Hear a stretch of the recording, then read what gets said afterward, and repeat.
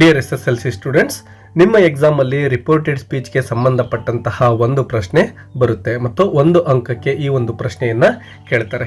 So ಯಾವೆಲ್ಲ ರೂಲ್ಸ್ಗಳನ್ನು ನಾವು follow ಮಾಡಿಕೊಂಡು ಕೊಟ್ಟಿರ್ತಕ್ಕಂತಹ ಸ್ಟೇಟ್ಮೆಂಟ್ಗಳನ್ನು ರಿಪೋರ್ಟೆಡ್ ಸ್ಪೀಚ್ಗೆ ಕನ್ವರ್ಟ್ ಮಾಡಬೇಕು ಅನ್ನೋದನ್ನು ನಾವು ಹಿಂದಿನ ಪ್ರಶ್ನೆ ಪತ್ರಿಕೆಗಳಲ್ಲಿ ಅಂದರೆ ಓಲ್ಡ್ ಕ್ವಶನ್ ಪೇಪರ್ಗಳಲ್ಲಿ ಆಲ್ರೆಡಿ ಯಾವೆಲ್ಲ ಪ್ರಶ್ನೆಗಳನ್ನು ಕೇಳಿದ್ದಾರೋ ಈ ಹಿಂದೆ ಆ ಎಲ್ಲ ಪ್ರಶ್ನೆಗಳನ್ನು ತೆಗೆದುಕೊಂಡು ನಾವು ಅವುಗಳನ್ನು ಸಾಲ್ವ್ ಮಾಡ್ತಾ ಹೋಗ್ತೇವೆ ಮತ್ತು ಅನೇಕ ರೂಲ್ಸ್ಗಳನ್ನು ಕೂಡ ನಾವು ಈ ಒಂದು ಕ್ವಶನ್ಸ್ಗಳನ್ನು ಸಾಲ್ವ್ ಮಾಡುವಾಗ ಕಲಿತಾ ಹೋಗ್ತೇವೆ. ಸೊ ಯಾವುದೇ ಒಂದು ಕ್ವಶನನ್ನು ಕೂಡ ನೀವು ಸ್ಕಿಪ್ ಮಾಡದೇನೆ ಎಲ್ಲ ರೂಲ್ಸ್ಗಳನ್ನು ಎಲ್ಲ ಕ್ವಶನ್ಸ್ಗಳನ್ನು ಯಾವ ರೀತಿ ಸಾಲ್ವ್ ಮಾಡೋದು ಅನ್ನೋದನ್ನು ಸರಿಯಾಗಿ ಕಲಿತುಕೊಳ್ಳಿ. ನಿಮ್ಮ ಎಕ್ಸಾಮಲ್ಲಿ ಖಂಡಿತವಾಗಲೂ ಕೂಡ ಇದೇ ರೀತಿಯ ಮತ್ತು ಇದೇ ರೂಲ್ಸ್ಗಳನ್ನು ಒಳಗೊಂಡಿರ್ತಕ್ಕಂತಹ ಪ್ರಶ್ನೆಗಳು ಬರ್ತವೆ. ಬನ್ನಿ ಫಸ್ಟ್ ಕ್ವಶನ್ ನೋಡೋಣ.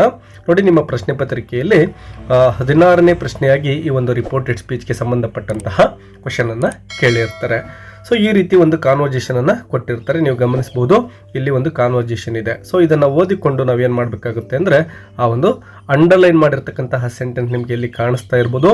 Wear did you go yesterday ಅಂತಕ್ಕಂತಹ ಒಂದು ಸೆಂಟೆನ್ಸನ್ನು ಏನು ಮಾಡಿದ್ದಾರೆ, ಅದನ್ನು ಅಂಡರ್ಲೈನ್ ಮಾಡಿದ್ದಾರೆ. ಸೊ ಈ ಒಂದು ಸೆಂಟೆನ್ಸನ್ನೇ ನಾವೀಗ ರಿಪೋರ್ಟೆಡ್ ಸ್ಪೀಚ್ಗೆ ಕನ್ವರ್ಟ್ ಮಾಡಬೇಕಾಗುತ್ತೆ. ಸೊ ಈ ಸೆಂಟೆನ್ಸನ್ನು ಯಾವ ರೀತಿ ಚೇಂಜ್ ಮಾಡೋದು, ಮೊದಲನೇದಾಗಿ ಗಮನಿಸಿ. Where did you go yesterday ಅಂತಕ್ಕಂಥದ್ದು WH ಕ್ವಶನ್ ಆಗಿದೆ ವಿದ್ಯಾರ್ಥಿಗಳೇ. ಸೊ ಇದು ನಮಗೆ ಗಮನದಲ್ಲಿರಬೇಕು. ಯಾಕೆಂದರೆ ಸ್ಟೇಟ್ಮೆಂಟ್ ಆಗಿದ್ದರೆ ಬೇರೆ ರೂಲ್ಸ್ ಇರುತ್ತೆ, WH ಕ್ವಶನ್ ಆಗಿದ್ದರೆ ಬೇರೆ ಇರುತ್ತೆ. ಅದೇ ರೀತಿ SR ನೋ ಕ್ವಶನ್ ಬಂದಿದ್ರೆ ಆಗ ರೂಲ್ಸ್ಗಳು ಬೇರೆ ಇರ್ತವೆ. ಸೊ ಅವುಗಳನ್ನು ನಾವು ಇಲ್ಲಿ ಕಲಿತಾ ಹೋಗ್ತೇವೆ. ಇಲ್ಲಿ ನೋಡಿ, ಇಬ್ಬರು ವ್ಯಕ್ತಿಗಳು ಮಾತಾಡ್ತಾ ಇದ್ದಾರೆ, ರಶ್ಮಿ ಮತ್ತು ರಾಧಾ. ಸೊ ಇದು ಕೂಡ ನಮಗೆ ತುಂಬಾ ಮುಖ್ಯ ಆಗುತ್ತೆ. ಈಗ ಮೊದಲನೇದಾಗಿ ಗಮನಿಸಿ, ಯಾವೆಲ್ಲ ಬದಲಾವಣೆ ಮಾಡಬೇಕು ಅನ್ನೋದನ್ನು ಒಂದೊಂದೇ ನೋಡೋಣ.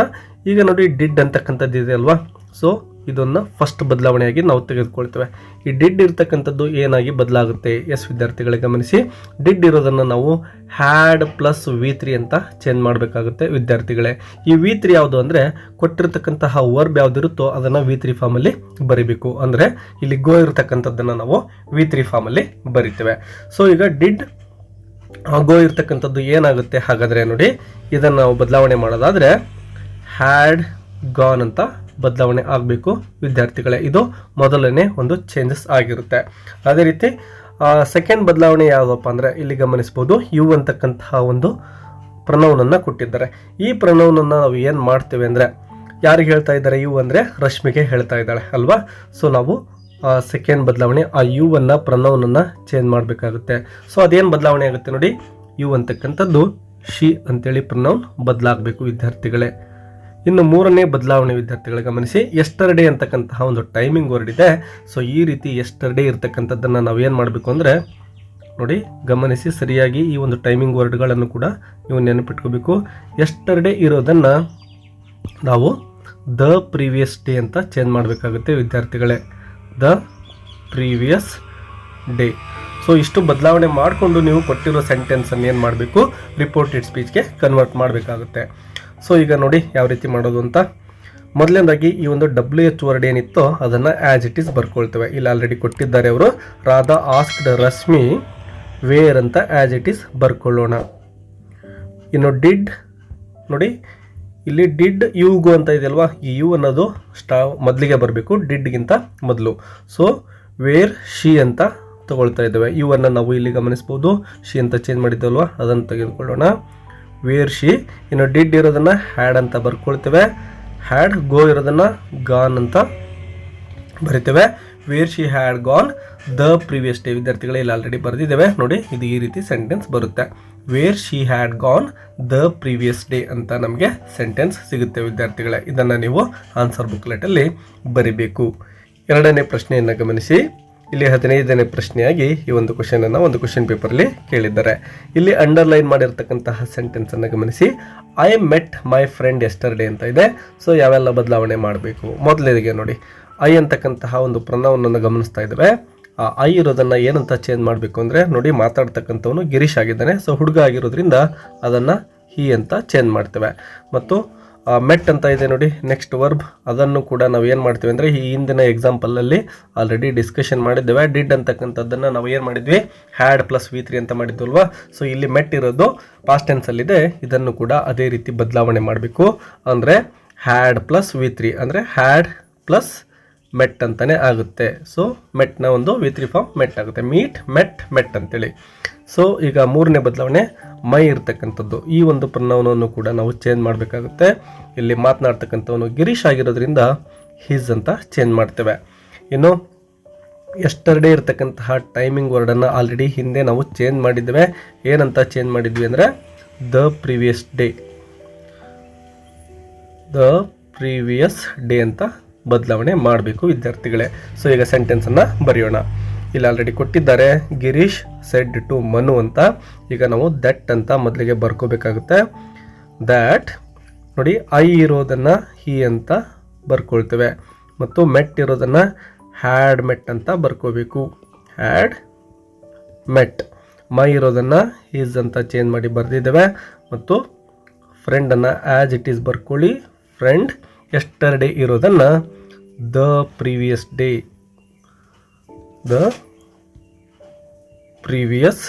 ಅಂತ ಆ್ಯಸ್ ಇಟ್ ಈಸ್ ಬರಿತೇವೆ. ಇಲ್ಲಿ ಆಲ್ರೆಡಿ ನಾವು ಚೇಂಜ್ ಮಾಡಿದ್ವಿ. ಸೊ ಎಸ್ಟರ್ಡೇ ಇರೋದು ದ ಪ್ರೀವಿಯಸ್ ಡೇ ಅಂತ ಆಯಿತು. ಈಗ ಸೆಂಟೆನ್ಸ್ ನೋಡಿ, Girish said to Manu that he had met his friend the previous day ಅಂತ ಆಯಿತು ವಿದ್ಯಾರ್ಥಿಗಳೇ. ಇನ್ನು ಮುಂದಿನ ಒಂದು ಕ್ವಶನನ್ನು ನೋಡೋಣ. ಇಲ್ಲಿ ಕುಸುಮ ಮತ್ತು ನೇತ್ರ ಅಂದರೆ ಇಬ್ಬರು ಹುಡುಗಿಯರು ಮಾತನಾಡ್ತಾ ಇದ್ದಾರೆ. ಅಂಡರ್ಲೈನ್ ಮಾಡಿರೋ ಸೆಂಟೆನ್ಸ್ ನೋಡಿ, I am moving to my native place today ಅಂತ ಇದೆ. ಸೊ ಇಲ್ಲಿ ಯಾವ ಬದಲಾವಣೆಗಳನ್ನು ಮಾಡಬೇಕು ವಿದ್ಯಾರ್ಥಿಗಳಿಗೆ ಗಮನಿಸಿ. ಐ ಇರೋದನ್ನು ನಾವು ಏನು ಮಾಡ್ತೇವೆ, ಹುಡುಗಿಯಾಗಿರೋದ್ರಿಂದ ಇಲ್ಲೇನೆ ನಾನು ಬರಿತಾ ಇದ್ದೇನೆ. ಈಗ ಐ ಇರೋದನ್ನು ಶಿ ಅಂತ ಚೇಂಜ್ ಮಾಡಬೇಕು ಮತ್ತು ಆ್ಯಮ್ ಇರೋದು ವಾಸ್ ಆಗುತ್ತೆ ವಿದ್ಯಾರ್ಥಿಗಳೇ. ಪಾಸ್ಟ್ ಟೆನ್ಸ್ಗೆ ಇದು ನೆನಪಿರಲಿ. ಆ್ಯಮ್ ಇರೋದು ವಾಸ್ ಆಯಿತು. ಇನ್ನು ಮೂವಿಂಗ್ ಟು ಮೈ ನೇಟಿವ್ ಇರೋದು ನೋಡಿ, ಮೂವಿಂಗ್ ಟು ಆ್ಯಸ್ ಇಟ್ ಇರುತ್ತೆ, ಬಟ್ ಮೈ ಇರ್ತಕ್ಕಂಥದ್ದು ನೇತ್ರ ಅಂದರೆ ಹುಡುಗಿ ಮಾತಾಡ್ತಾ ಇರೋದ್ರಿಂದ ಹರ್ ಅಂತ ಚೇಂಜ್ ಆಗುತ್ತೆ. ಇನ್ನು ನೇಟಿವ್ ಪ್ಲೇಸ್ ಇರೋದು ಆ್ಯಸ್ ಇಟ್ ಈಸ್ ಇರುತ್ತೆ. ಟುಡೇ ಇರೋದನ್ನು ವಿದ್ಯಾರ್ಥಿಗಳೇ ದಟ್ ಡೇ ಅಂತ ಚೇಂಜ್ ಮಾಡಬೇಕಾಗುತ್ತೆ. ಸೊ ಇಷ್ಟು ಬದಲಾವಣೆಗಳನ್ನು ಇಲ್ಲಿ ನಾವು ಮಾಡಬೇಕಾಗುತ್ತೆ. ನೇತ್ರ ಟೋಲ್ಡ್ ಕುಸುಮ ದಟ್ ಅಂತ ತೆಗೆದುಕೊಳ್ತಾ ಇದ್ದೇವೆ. ದಟ್ ಐ ಇರೋದನ್ನು ಶಿ ಮಾಡ್ತಾ ಇದ್ದೇವೆ. ಆ್ಯಮ್ ಇರೋದನ್ನು ವಾಸ್ ಪಾಸ್ಟ್ ಟೆನ್ಸ್ಗೆ ಮಾಡ್ತಾ ಇದ್ದೇವೆ. ಇನ್ನು ಮೂವಿಂಗ್ ಆ್ಯಸ್ ಇಟ್ ಈಸ್ ಬರ್ಕೋಬೇಕು. ಮೂವಿಂಗ್ ಟು ಮೈ ಇರೋದನ್ನು ಹರ್ ಅಂತ ಬರಿಬೇಕು ಮತ್ತು ನೇಟಿವ್ ಪ್ಲೇಸ್ ಅಂತ ಬರಿತಾ ಇದ್ದೇವೆ. ಟುಡೇ ಇರೋದನ್ನು ದಟ್ ಡೇ ಅಂತ ಟೈಮಿಂಗ್ ವರ್ಡನ್ನು ಚೇಂಜ್ ಮಾಡಬೇಕು. ಇನ್ನು ಮುಂದಿನ ಪ್ರಶ್ನೆ, read the following conversation and change the underline sentence. Same ಇರುತ್ತೆ ಕ್ವಶನ್. ಅಂಡರ್ಲೈನ್ ಮಾಡಿರೋ ಸೆಂಟೆನ್ಸ್ ಯಾವುದಿದೆ ನೋಡಿ, I am going to my aunt's house ಅಂತ ಇದೆ. ಸೊ ಇಲ್ಲಿ ಯಾವೆಲ್ಲ ಬದಲಾವಣೆ ಮಾಡಬೇಕು ನೋಡಿ. ಇಲ್ಲಿ ಸುನೀತಾ ಹೇಳ್ತಾ ಇದ್ದಾಳೆ ಪ್ರೇಮಾಳಿಗೆ. ಸೊ ಇಬ್ಬರು ಹುಡುಗಿಯರು ಮಾತಾಡ್ತಾ ಇದ್ದಾರೆ. ಐ ಇರೋದ್ರಿಂದ ನಾವು ಏನು ಮಾಡ್ತಾ ಇದ್ದೇವೆ, ಐಯನ್ನು ನಾವು ಶಿ ಅಂತ ಚೇಂಜ್ ಮಾಡಬೇಕು. ಅದೇ ರೀತಿ ಆ್ಯಮ್ ಇರೋದನ್ನು ಈ ಹಿಂದೆ ಹೇಗೆ ಚೇಂಜ್ ಮಾಡಿದ್ವೋ ವಾಸ್ ಅಂತ ಹಾಗೆಯೇ ಚೇಂಜ್ ಮಾಡ್ತೇವೆ. ಇನ್ನು ಗೋಯಿಂಗ್ ಟು ಇರೋದನ್ನು ಆ್ಯಸ್ ಇಟ್ ಈಸ್ ಬರ್ಕೊಳ್ತೇವೆ. ಮೈ ಇರೋದನ್ನು ನೋಡಿ, ಮೈ ಇರೋದನ್ನು ಹರ್ ಅಂತ ಚೇಂಜ್ ಮಾಡಬೇಕು. Ants house as it is ಇರುತ್ತೆ. ಈಗ ಏನಂತ ಬರಿಬೋದು ಹಾಗಾದರೆ, ಸುನೀತಾ ಟೋಲ್ಡ್ ಪ್ರೇಮ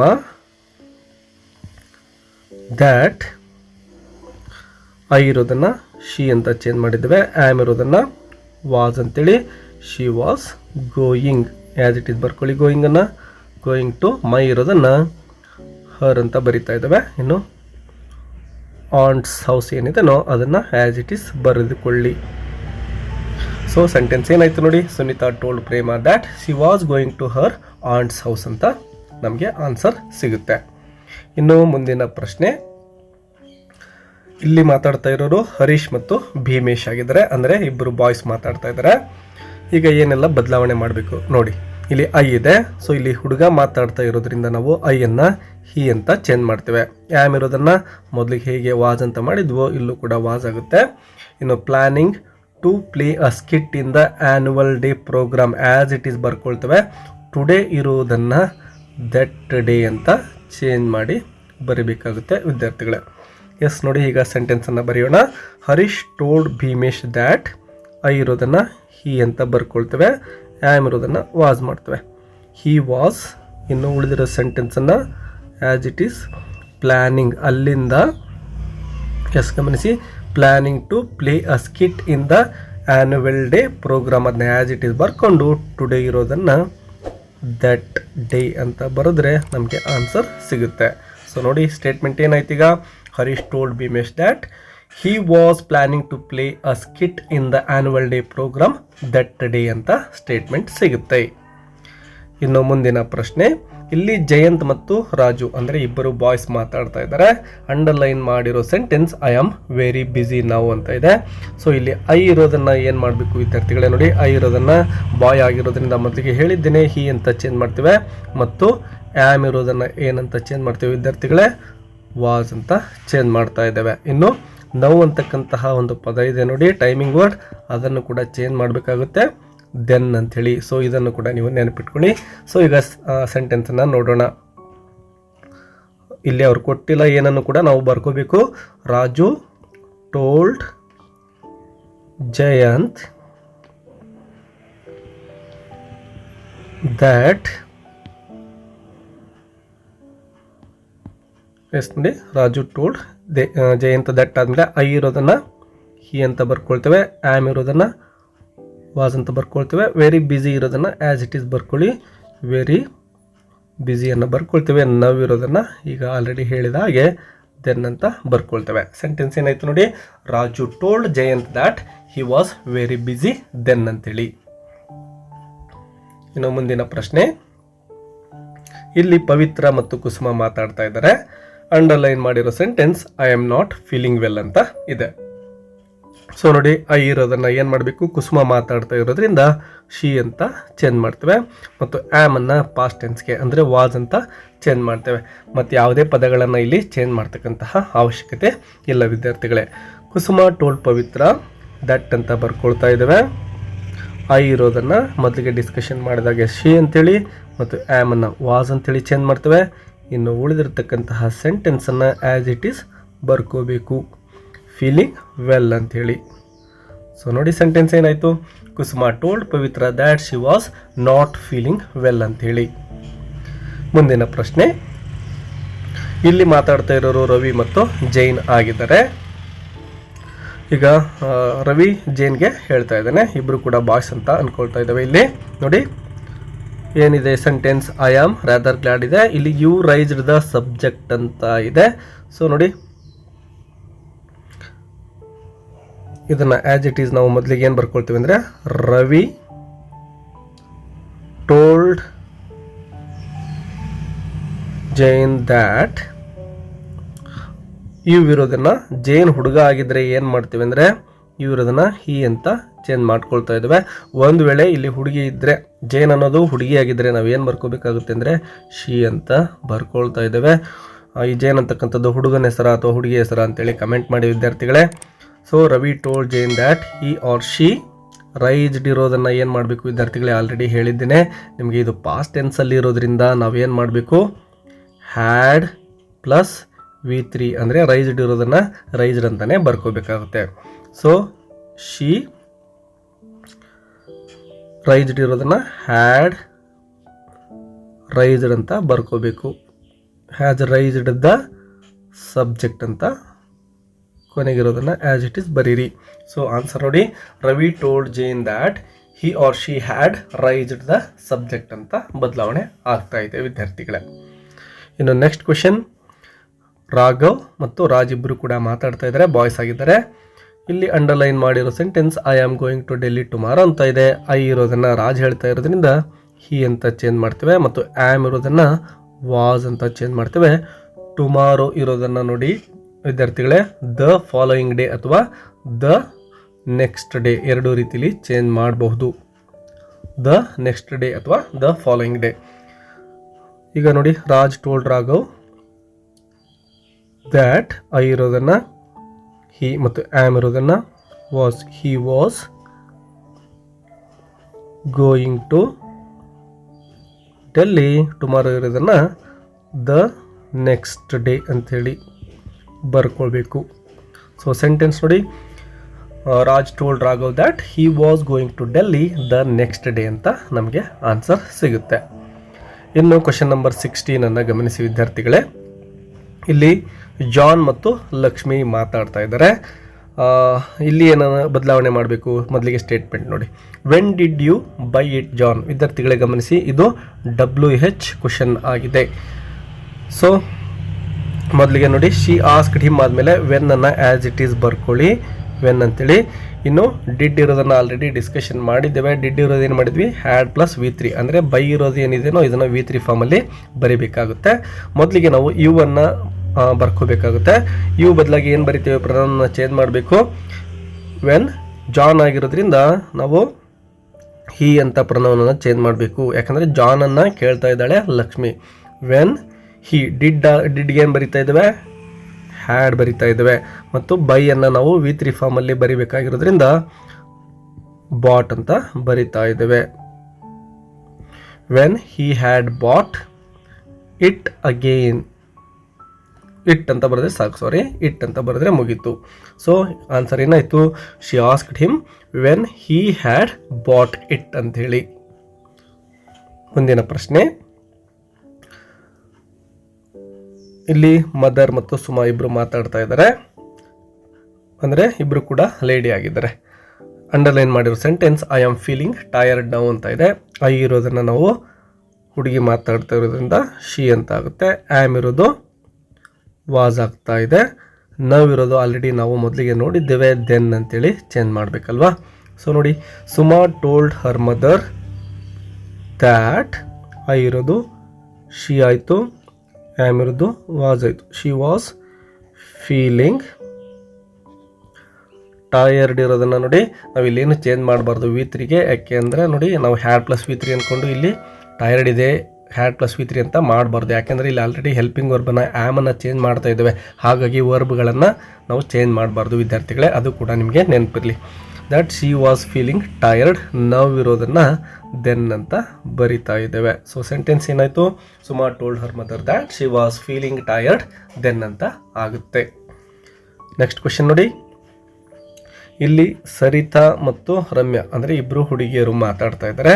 ಅಂಡರ್ಲೈನ್ ಮಾಡಿರೋ ಸೆಂಟೆನ್ಸ್ ನೋಡಿ, are you going to the concert ಅಂತ ಇದೆ.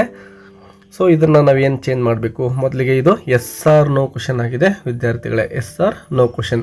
ಈ ರೀತಿ ಎಸ್ ಆರ್ ನೋ ಕ್ವಶನ್ ಬಂದಾಗ ನಾವೇನು ಮಾಡ್ತೀವಿ ಅಂದರೆ ಇಫ್ ಅನ್ನು ತೆಗೆದುಕೊಂಡು ರಿಪೋರ್ಟೆಡ್ ಸ್ಪೀಚ್ಗೆ ಬರಿಬೇಕಾಗುತ್ತೆ. ನೋಡಿ, ಈಗ Ramya asked Sarita if she ಅಂತ ಆಯಿತು, ಸಾರಿ ಇಫ್ ಆಯಿತು. ಇವ್ ಇರೋದನ್ನು ಶಿ ಅಂತ ಚೇಂಜ್ ಮಾಡ್ತಾ ಇದ್ದೇವೆ ಮತ್ತು ಆರ್ ಇರೋದನ್ನು ಪಾಸ್ಟ್ ಟೆನ್ಸ್ಗೆ ಚೇಂಜ್ ಮಾಡಬೇಕು. ಆರ್ ಇರೋದು ಏನಾಗುತ್ತೆ ಅಂದರೆ ವಾಸ್ ಆಗುತ್ತೆ, ಯಾಕೆಂದರೆ ಇಲ್ಲಿ ಶಿ ಅಂತಕ್ಕಂಥದ್ದು ಸಿಂಗ್ಯುಲರ್ ಸಬ್ಜೆಕ್ಟ್ ಆಗಿರೋದ್ರಿಂದ ಇಫ್ ಶಿ ವಾಸ್ ಅಂತ ತೆಗೆದುಕೊಳ್ತೇವೆ. ಇಫ್ ಶಿ ವಾಸ್, ಇನ್ನು ಉಳಿದಿರ್ತಕ್ಕಂತಹ ಪಾರ್ಟನ್ನು ಆ್ಯಸ್ ಇಟ್ ಈಸ್ ಬರ್ಕೋಬೇಕು, ಗೋಯಿಂಗ್ ಟು ದ ಕನ್ಸರ್ಟ್ ಅಂಥೇಳಿ. ಸೊ ಸ್ಟೇಟ್ಮೆಂಟ್ ಏನೈತೆ ನೋಡಿ, Ramya asked Sarita if she was going to the concert ಅಂತೇಳಿ. ನೆಕ್ಸ್ಟ್ ಕ್ವೆಶನ್, ಇಲ್ಲಿ ಸೇಮ್ ಕ್ವೆಶನ್ ರಿಪೀಟ್ ಆಗಿದೆ, ಹಾಗಾಗಿ ಮುಂದಕ್ಕೆ ಹೋಗೋಣ. ಇಲ್ಲಿ ವಾಸಿಮ್ ಮತ್ತು ವಾಸು ಇಬ್ಬರು ಮಾತಾಡ್ತಾ ಇದ್ದಾರೆ, ಇಬ್ಬರು ಕೂಡ ಜೆಂಟ್ಸ್ ಆಗಿದ್ದಾರೆ, ಅಂದರೆ ಬಾಯ್ಸ್ ಆಗಿದ್ದಾರೆ. ನೋಡೋಣ, ಅಂಡರ್ಲೈನ್ ಮಾಡಿರೋ ಸೆಂಟೆನ್ಸ್ ನೋಡಿ, my hobby is writing poems ಅಂತ ಇದೆ. ಸೊ ಮೈ ಇರೋದನ್ನು ನಾವೇನಂತ ಚೇಂಜ್ ಮಾಡಬೇಕು, ವಾಸು ಹೇಳ್ತಾ ಇರೋದ್ರಿಂದ ಈಸ್ ಅಂತ ಚೇಂಜ್ ಮಾಡಬೇಕು. ಹಾಬಿ ಈಸ್ ಇರೋದು ನೋಡಿ, ಈಸ್ ಇರೋದನ್ನು ನಾವೇನು ಮಾಡಬೇಕು, ವಾಸ್ ಅಂತ ಚೇಂಜ್ ಮಾಡಬೇಕು. ಇವೆರಡು ಬದಲಾವಣೆಗಳನ್ನು ಮಾತ್ರ ಇಲ್ಲಿ ನಾವು ಮಾಡ್ಬೋದು. ಸೊ ಮೊದಲಿಗೆ Vasu told Waseem that, my ಇರೋದನ್ನು ಈಸ್ ಅಂತ ಮಾಡ್ತೇವೆ, ಈಸ್ ಹಾಬಿ. ಹಾಬಿ ಆದಮೇಲೆ ಈಸ್ ಇರೋದನ್ನು ವಾಸ್ ಅಂತ ಚೇಂಜ್ ಮಾಡ್ತೇವೆ, ವಾಸ್ ರೈಟಿಂಗ್ ಪೋಯಮ್ಸ್ ಅಂತ ಬರಿತಾ ಇದ್ದೇವೆ. ಸೊ ಸ್ಟೇಟ್ಮೆಂಟ್ ನೋಡಿ, Vasu told Waseem that his hobby was writing poems ಅಂತ ಆನ್ಸರ್ ಸಿಗುತ್ತೆ. ಇನ್ನು ಮುಂದಿನ ಪ್ರಶ್ನೆ, ಇಲ್ಲಿ ನೋಡಿ ಸುಧಾ ಮತ್ತು ರೇಖಾ ಇಬ್ಬರು ಮಾತಾಡ್ತಾ ಇದ್ದಾರೆ. I am at my home ಅಂತಕ್ಕಂತಹ ಸೆಂಟೆನ್ಸ್ಗೆ ಅಂಡರ್ಲೈನ್ ಮಾಡಲಾಗಿದೆ. ವಿದ್ಯಾರ್ಥಿಗಳೇ, ಇಷ್ಟೊತ್ತು ನಾವು ಆಲ್ರೆಡಿ ಎಲ್ಲ ರೂಲ್ಸ್ಗಳನ್ನು ಡಿಸ್ಕಷನ್ ಮಾಡಿದ್ದೇವೆ.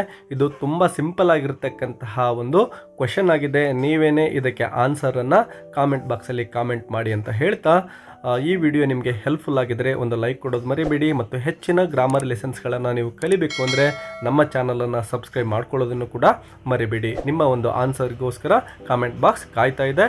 ಟೇಕ್ ಕೇರ್, ಬಾಯ್ ಬಾಯ್.